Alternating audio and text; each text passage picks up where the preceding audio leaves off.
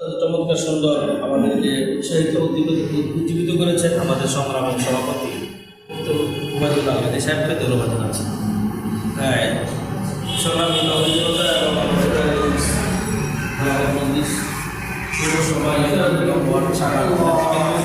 আপনাদের দৃষ্টি আকর্ষণ করছি। আমরা সকলে অবগত আছেন যে 17ই ডিসেম্বর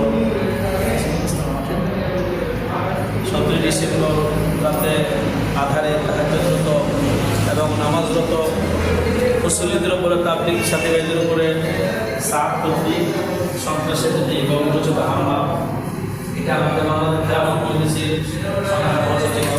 আমি আনুষ্ঠানিকভাবে জোরালো প্রতিবাদ এবং ভূমিকা পালন করেছেন।